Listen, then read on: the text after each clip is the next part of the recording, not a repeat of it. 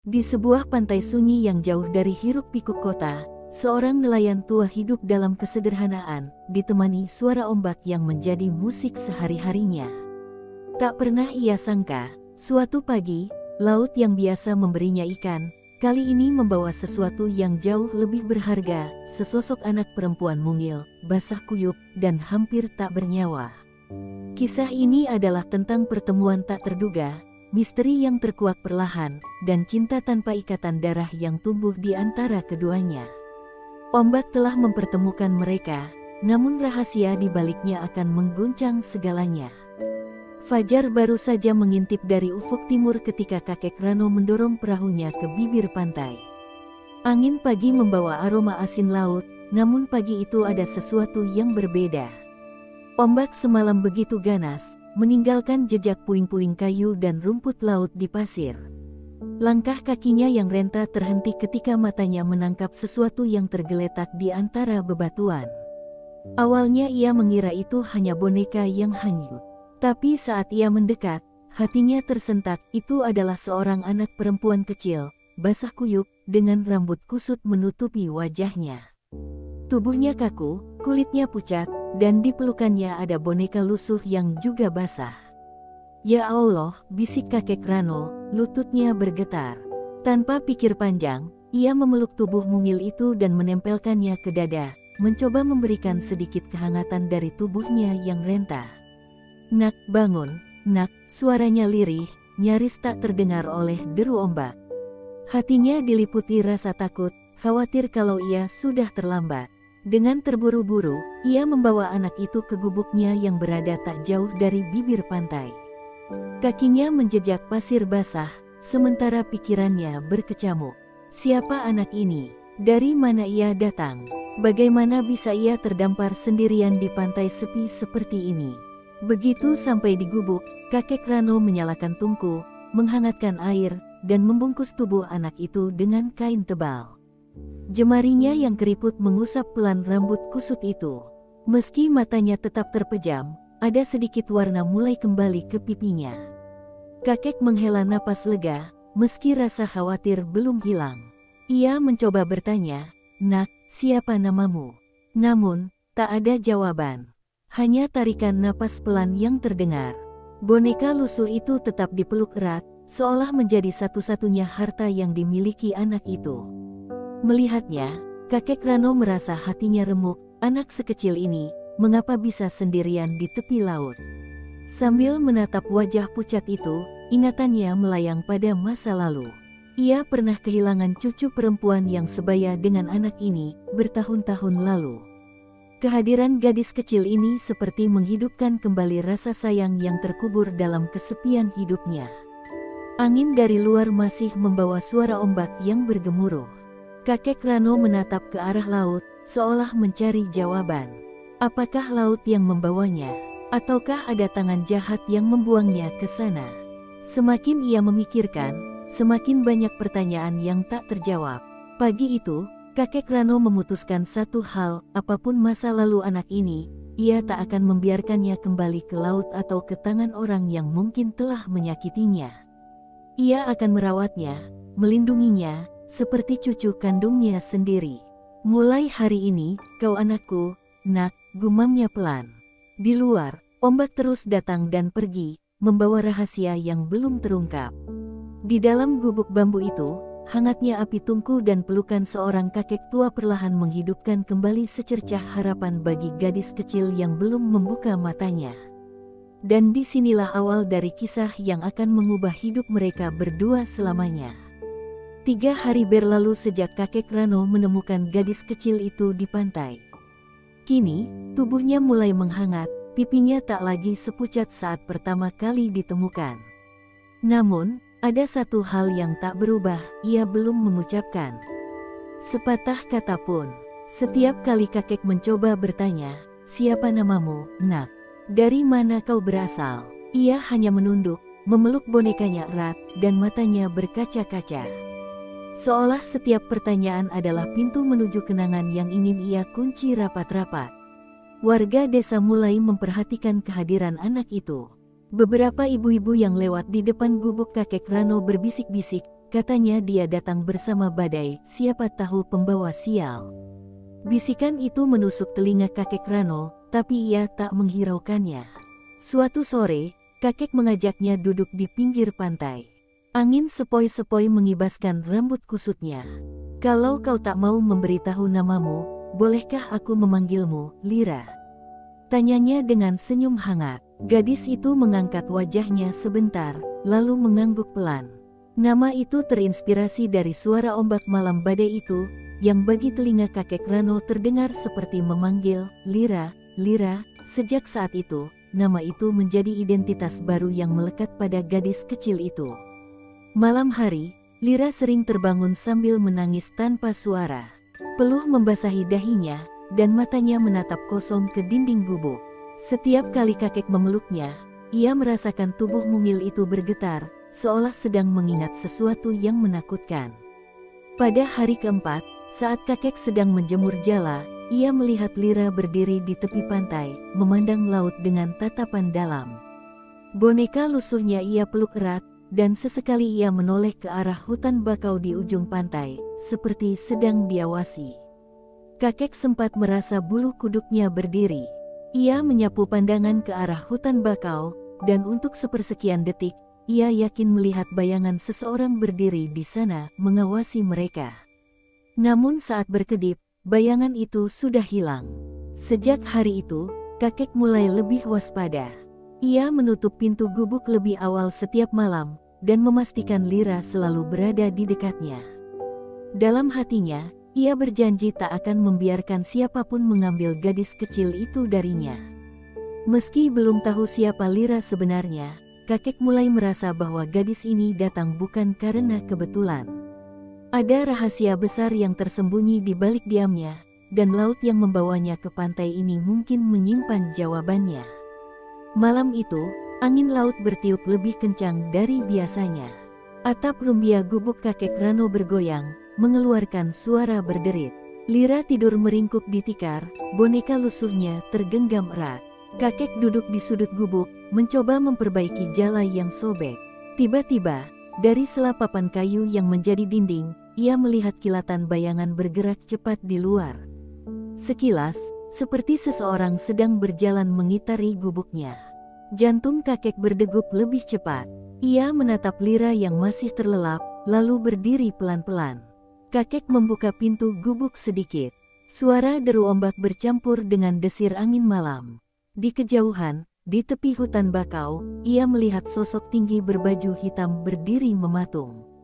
Wajahnya tak terlihat jelas, tapi kakek tahu, sosok itu sedang menatap ke arah mereka. Ketika kakek melangkah keluar dan berteriak, "Siapa di sana?" Sosok itu berbalik dan menghilang di antara pepohonan. Kakek mengejarnya, namun kakinya yang renta tak mampu menyusul langkah cepat bayangan itu. Ia kembali ke gubuk dengan napas terengah. Lira terbangun, menatap kakek dengan mata yang membesar penuh ketakutan. "Tak apa, nak, sudah aman," kata kakek sambil menepuk bahunya, meski dalam hati ia tahu itu kebohongan. Keesokan paginya, kakek memeriksa sekitar gubuk. Di pasir basah dekat hutan bakau, ia menemukan jejak kaki yang dalam, menandakan seseorang memang mengawasi mereka dari dekat. Jejak itu mengarah ke jalur menuju jalan besar, meninggalkan tanda tanya di benaknya. Hari-hari berikutnya, kejadian aneh semakin sering terjadi. Kadang, kakek mendengar suara langkah kaki di luar gubuk saat malam. Kadang, ia menemukan daun pintu terbuka sedikit, padahal ia yakin sudah menutupnya rapat. Suatu sore, saat Lira bermain di tepi pantai, kakek melihatnya menoleh cepat ke arah hutan bakau, lalu berlari kecil kembali ke gubuk. Saat ditanya, Lira hanya memeluk bonekanya dan berbisik pelan, "Dia di sana," namun tak mau menjelaskan lebih lanjut. Kakek merasa firasatnya semakin kuat, anak ini bukan sekadar korban terdampar. Ada seseorang yang menginginkan Lira, dan sosok itu rela mengintai mereka malam demi malam untuk mendapatkannya kembali. Malam itu, sebelum tidur, kakek duduk di dekat pintu gubuk sambil memegang tongkat kayunya. Ia menatap gelapnya malam dengan tekad bulat. Apapun yang terjadi, ia akan melindungi Lira meski harus mempertaruhkan nyawanya. Hujan turun deras sejak pagi, memaksa kakek Rano dan Lira berdiam di gubuk. Angin laut membawa udara dingin, membuat mereka duduk dekat tungku. Lira duduk di sudut, sibuk memeluk boneka lusuhnya, seolah itu satu-satunya teman yang bisa ia percayai. Saat kakek menyalakan api, matanya sekilas melihat sesuatu yang ganjil pada boneka itu. Di bagian lehernya ada jahitan yang tidak rapi, seperti pernah dibuka lalu dijahit kembali. Penasaran, kakek bertanya, "Lira, boleh kakek lihat bonekanya sebentar?" Lira menggeleng cepat dan memeluk bonekanya lebih erat, matanya memancarkan rasa takut. Kakek tak memaksa, tapi rasa penasaran itu membekas di kepalanya. Ada sesuatu pada boneka itu yang Lira sembunyikan. Menjelang sore, Lira tertidur di tikar, lelah setelah bermain di pasir basah. Kakek melihat bonekanya tergeletak di sampingnya. Dengan hati-hati, ia mengambilnya. Saat memegangnya, ia merasakan boneka itu berat di bagian perutnya, seolah ada sesuatu di dalamnya. Kakek memeriksa jahitan di leher boneka itu. Dengan hati-hati, ia membuka sedikit benangnya. Dari dalamnya, jari tuannya menarik keluar sebuah benda kecil yang terbungkus kain tipis, sebuah kalung emas berukir indah. Di bagian belakang liontin kalung itu, terukir sebuah nama keluarga bangsawan yang dulu pernah terkenal di kota pesisir, Devara. Nama itu menggetarkan hati kakek, karena ia tahu keluarga itu pernah terlibat skandal besar bertahun-tahun lalu. Kakek menatap wajah Lira yang masih terlelap. Gadis ini, apakah mungkin dia adalah bagian dari keluarga itu? Jika benar, berarti keberadaannya pasti sedang dicari, dan mungkin itulah alasan sosok misterius mengintai mereka. Ia mengembalikan kalung itu ke dalam boneka dan menjahitnya kembali seperti semula. Kakek memutuskan untuk tidak langsung memberitahu Lira. Gadis itu jelas menyembunyikan sesuatu, dan ia tidak ingin memaksa sebelum waktunya. Namun, malam itu, kakek tak bisa tidur. Pikirannya dipenuhi pertanyaan, jika Lira benar dari keluarga Devara, kenapa ia terdampar sendirian di pantai? Dan siapa orang yang ingin membawanya pergi secara diam-diam? Sementara di luar gubuk, di balik derasnya hujan, seseorang berdiri di antara pepohonan bakau, menatap ke arah gubuk kecil itu. Sosok itu tersenyum tipis, seolah tahu rahasia boneka lusuh itu sudah mulai terungkap. Siang itu, langit cerah, ombak tenang, dan Lira sedang duduk di tepi pantai membuat istana pasir. Kakek Rano memperbaiki jala di dekatnya, sesekali melirik untuk memastikan gadis itu aman. Namun, dari sudut matanya, ia melihat seseorang berjalan di bibir pantai, menuju ke arah mereka. Lelaki itu berpakaian serba hitam, lengkap dengan topi lebar yang menutupi sebagian wajahnya. Langkahnya mantap, tatapannya tajam, dan senyumnya tipis, senyum yang membuat bulu kuduk kakek berdiri. Ketika ia sampai di depan kakek Rano, suaranya berat namun tenang. "Pak Tua, saya mencari seorang anak perempuan." Rambutnya panjang, membawa boneka lusuh, dan ia menoleh sebentar ke arah Lira yang sedang menatap mereka dengan wajah tegang. "Dan saya rasa, dia ada di sini." Lelaki itu mengulurkan sebuah amplop coklat. "Saya akan membayar Anda banyak uang kalau menyerahkannya kepada saya." "Tak perlu tanya untuk apa." Kakek Rano meremas amplop itu dan melemparkannya ke pasir. "Saya tidak menjual anak kecil, apalagi yang sudah saya anggap cucu sendiri. Pergi dari sini." Suaranya meninggi, membuat Lira tersentak dan memeluk bonekanya erat-erat. Senyum lelaki itu memudar, berganti tatapan dingin. "Kalau begitu, jangan salahkan saya kalau mengambilnya dengan cara lain." Ia berbalik dan berjalan pergi, meninggalkan jejak kaki panjang di pasir. Setelah sosok itu menghilang di tikungan, Lira berlari ke arah kakek dan menangis tanpa suara. Tubuhnya bergetar hebat, seolah mengenali siapa lelaki itu. Namun, ketika kakek bertanya, ia hanya menggeleng, air matanya jatuh membasahi boneka lusuh itu. Kakek mulai menyadari, ancaman ini bukan sekadar pengawasan dari jauh. Lelaki itu berani datang langsung, berbicara, bahkan menawar Lira dengan uang. Itu berarti mereka harus bersiap menghadapi bahaya kapan saja. Malamnya, kakek mengunci pintu gubuk lebih rapat dari biasanya. Ia bahkan menaruh sebilah parang tua di samping tempat tidurnya. Matanya sulit terpejam, telinganya waspada terhadap setiap suara di luar. Di kejauhan, di balik kegelapan pantai, lelaki berpakaian hitam itu berdiri memandangi gubuk mereka, rokok menyala di tangannya. Asapnya membubung ke udara, dan di bibirnya terukir kembali senyum tipis, senyum orang yang yakin waktunya akan segera tiba. Langit mulai menghitam sejak sore, awan pekat menggantung rendah di atas laut.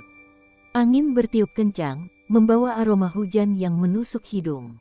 Kakek Rano memandangi ombak yang mulai membesar dari depan gubuknya, firasat buruk berputar di benaknya.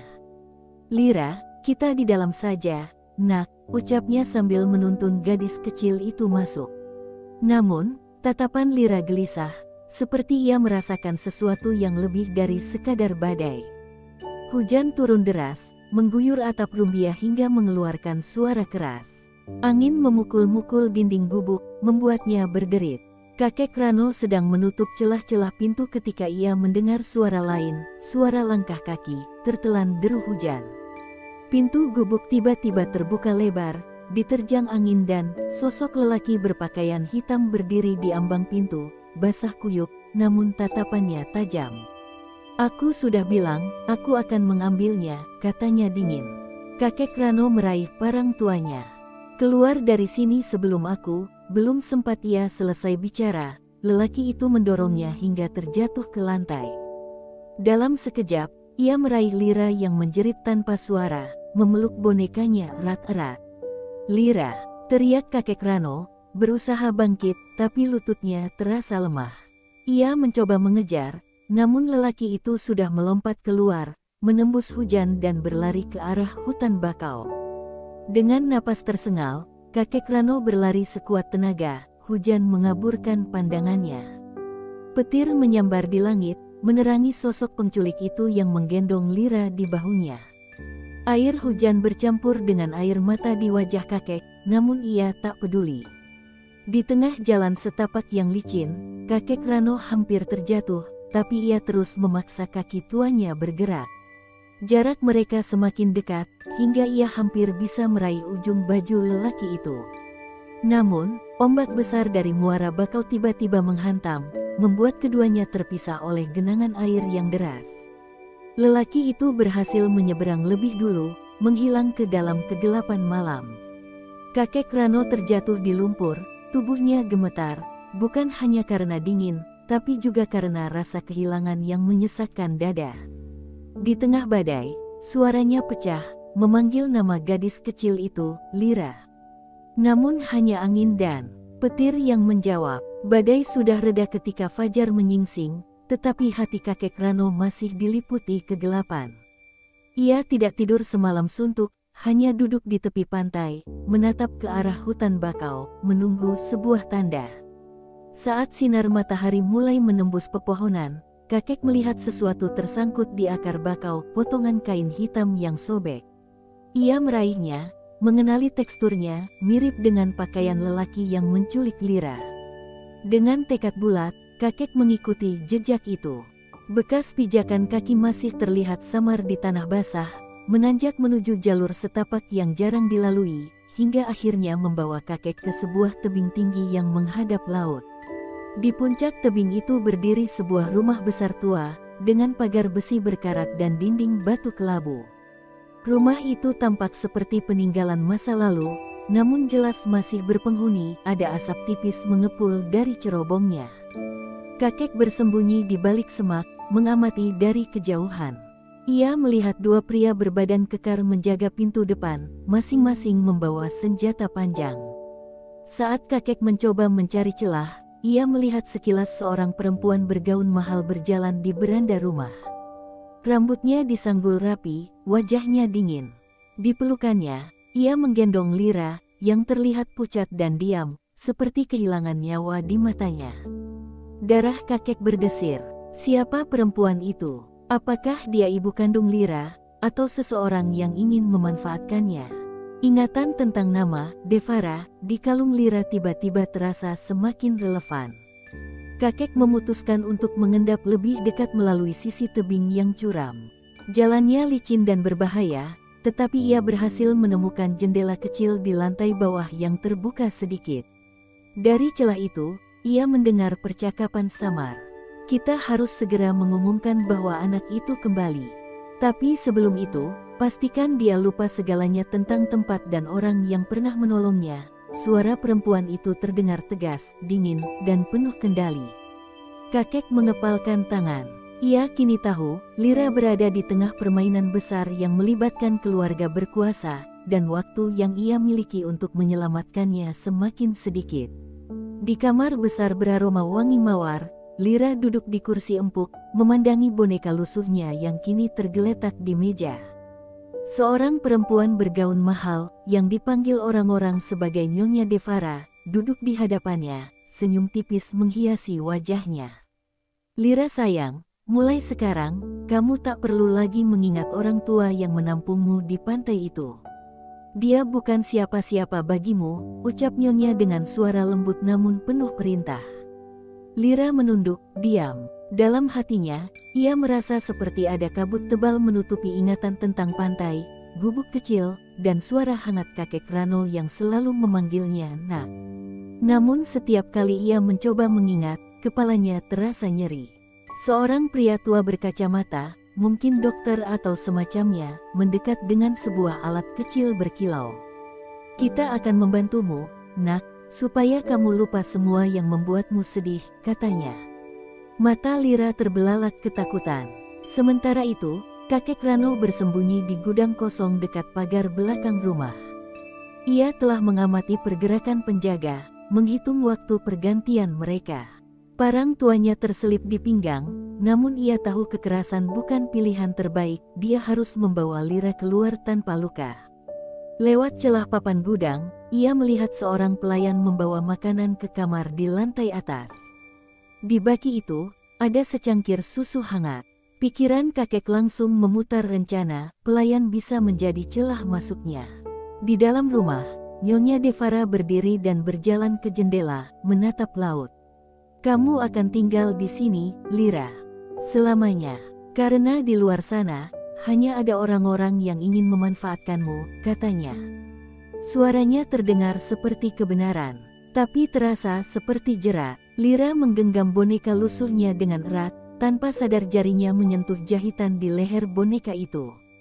Ia merasa ada sesuatu di dalamnya, sesuatu yang penting. Tapi sebelum ia sempat membuka, pintu kamar terbuka, dan pelayan masuk membawa susu hangat. Kakek Rano, yang kini menyamar sebagai pelayan dengan topi besar menutupi wajahnya, menunduk sopan. Saat menaruh baki di meja, ia berbisik pelan di telinga Lira, Nak, ini kakek.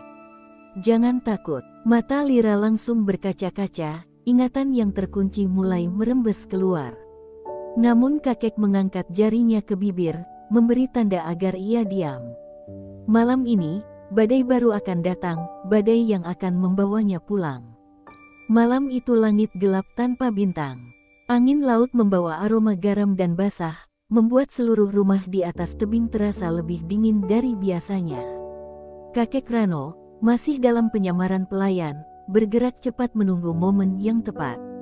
Penjaga berganti shift pada tengah malam. Itu adalah celah emas yang ia tunggu. Sambil membawa baki kosong, ia kembali ke kamar Lira. Kali ini, ia membawa seutas tali tipis yang dililitkan di pinggangnya. Lira menatap kakek dengan mata membesar, masih sulit percaya ia benar-benar melihat sosok yang ia pikir takkan pernah datang. Kakek hanya berbisik, kita harus pergi sekarang, Nak, sebelum mereka membuatmu lupa segalanya. Ia membuka jendela, memperlihatkan tali yang menjuntai ke bawah tebing.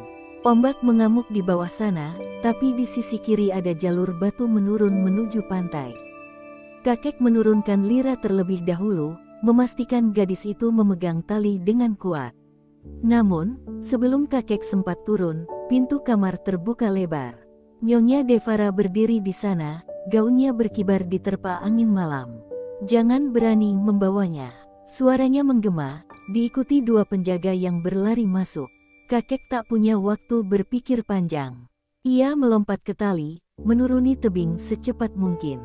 Salah satu penjaga mencoba menariknya kembali, tapi angin kencang membuat mereka kehilangan keseimbangan. Teriakan mereka tertelan debur ombak. Di bawah, Lira sudah menunggu di batu besar. Wajahnya pucat, tapi matanya memancarkan tekad. Kakek meraih tangannya, dan mereka berlari menembus jalur batu licin yang mengarah ke pantai. Dari atas tebing, Nyonya Devara berteriak memanggil nama Lira, suaranya bercampur antara amarah dan kepanikan. Tapi kakek tahu, itu bukan panggilan seorang ibu, itu suara seseorang yang kehilangan kendali atas sesuatu yang sangat berharga baginya. Saat mereka sampai di pantai, perahu kecil kakek sudah menunggu, tersembunyi di balik karang. Dengan cepat mereka mendorongnya ke air, mengayuh menjauh dari tebing yang kini hanya tampak sebagai siluet hitam di balik gelombang. Lira duduk di pangkuan kakek, memeluk boneka lusuhnya erat-erat. Angin laut meniup rambutnya, dan di wajahnya muncul senyum kecil. "Kita pulang, ya, kek?" tanyanya. Kakek menatap ke cakrawala yang mulai memerah tanda fajar, lalu mengangguk. "Ya, nak, kita pulang." Beberapa minggu setelah pelarian itu, pantai kembali tenang. Gubuk kecil kakek Rano berdiri kokoh meski badai sempat menghantam. Lira kini sudah lebih ceria, membantu kakek menjemur jaring dan menyiapkan sarapan. Namun, rasa penasaran kakek tentang masa lalu Lira belum hilang. Ia memutuskan untuk akhirnya memeriksa boneka lusuh yang selalu dibawa Lira. Jahitan di leher boneka itu ia buka dengan hati-hati, dan di dalamnya, ia menemukan sebuah gulungan kecil kertas tua. Tulisan di kertas itu rapi namun mulai memudar, Lira Devara, pewaris tunggal perusahaan maritim Devara Group. Kakek terdiam. Semua teka-teki terjawab, Lira adalah cucu dari pemilik salah satu perusahaan pelayaran terbesar di negeri ini, dan Nyonya Devara bukan ibunya, melainkan bibinya, yang ingin menguasai warisan. "Kenapa dia ingin aku lupa sama kakek?" tanya Lira polos ketika kakek menjelaskan secukupnya. Kakek tersenyum tipis, menahan perasaan. "Karena kalau kamu ingat orang yang tulus menyayangimu, kamu akan tahu mana yang bohong, nak." Hari-hari berikutnya, kakek mengajarkan Lira banyak hal, membaca arah angin, mengenali rasi bintang, dan bahkan mendayung perahu sendiri. Lira tumbuh dengan hati yang kuat, tak lagi mudah diatur oleh kata-kata manis yang menipu. Di kejauhan, kapal besar berlabuh setiap beberapa bulan. Kakek tahu cepat atau lambat keluarga Devara akan mencarinya lagi. Tapi kali ini, ia siap, dan Lira pun siap, karena kini ia mengerti siapa dirinya dan siapa keluarganya yang sebenarnya. Suatu sore, saat matahari terbenam, Lira memegang tangan kakek erat-erat. "Apapun yang terjadi nanti, aku nggak mau lupa kakek," katanya. Kakek tersenyum, menatap ombak yang memantulkan cahaya emas. "Kalau begitu, kita akan pastikan, nak, kenangan ini akan kita jaga selamanya."